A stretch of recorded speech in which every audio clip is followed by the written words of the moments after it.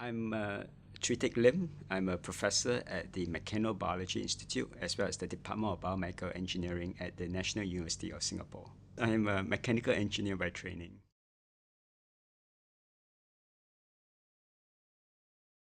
So we are interested in developing microfluidic biochips that are capable of detecting and diagnosing cancer. So the way it works is this microfluidic biochip actually comprises a unique arrangement of microfluidic channels where if we route blood through this chip, we are able to actually separate the cancer cells from the blood cells of cancer patient.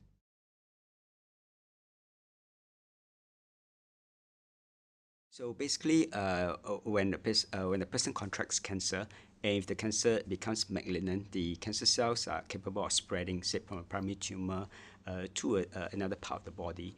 And when these cancer cells spread, they are able to spread through the bloodstream. So what we're trying to do is to be able to take blood from the patients and then route through this microfluidic chip to separate the cancer cells from the blood of a cancer patient.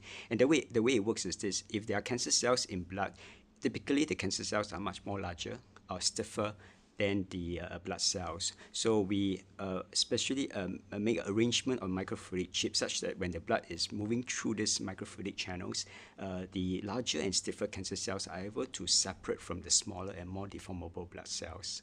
And that's how we are able to separate the cancer cells from the blood cells.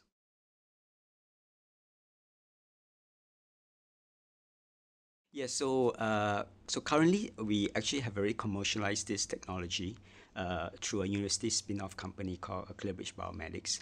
And actually, we're undergoing tests in various cancer centers and hospitals in the US, UK, Japan, as well as Korea, and soon in China.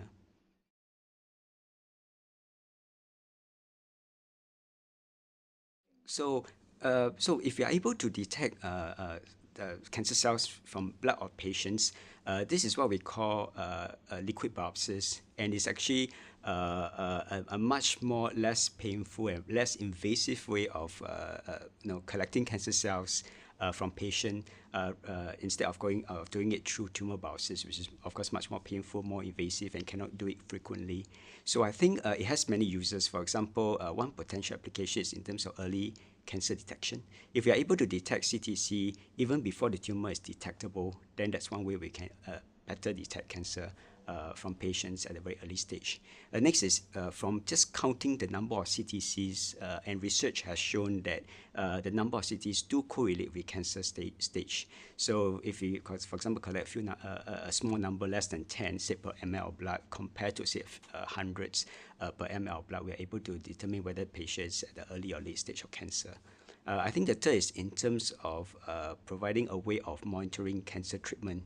So again, if a patient before going to chemotherapy has, say, 100 CTCs in 1 ml of blood, and as the patient undergoes chemotherapy treatment, and we collect cancer cells from blood every 2 weeks or every month, and the number starts to drop from 100 to 50 to 30 to 10, then we know the patients are responding well. So that's one way for us to also monitor cancer treatment.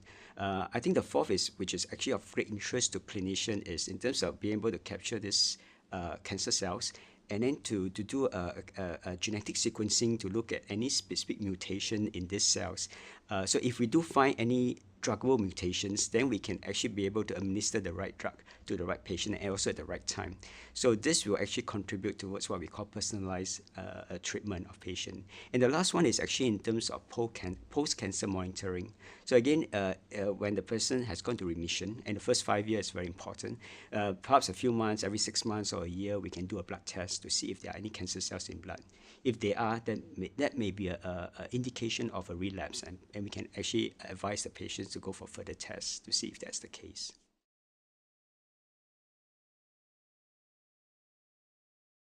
Yeah, so we are now developing other types of microfluidic chip to be able to perform single cell analysis. And the reason why we want to go into that is because when we collected cancer cells from patients, we found that they are extremely heterogeneous.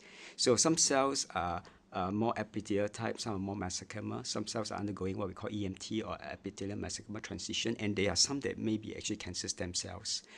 So what we are trying to do now is to develop some other technologies for us to be able to collect these cells and then to perform analysis of each of these cells to see what cells these are. And the reason why we're going to that is because if you look at metastasis, not all the cells can successfully metastasize to another part of the body. In fact, research has shown that it could be less than 1% or even much less than that. So it means that some cancer cells matter more than others. So what we hope to do through this technology is to be able to better diagnose all these cancer cells and see which are the important ones that we need to target.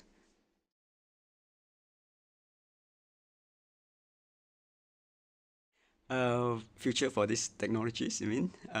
Well, my hope is that someday, this technologies that we develop in our lab will be used in every hospital and clinic around the world. Because I truly believe in liquid biopsies. That means, detecting, collecting, and diagnose and analyzing these cancer cells from blood. Of course, clinicians are still much more familiar with tumor biopsies. We can do both liquid biopsies in conjunction with tumor biopsies to better diagnose the patients and also to perform what we call real-time feedback of the cancer patient status through using this technology.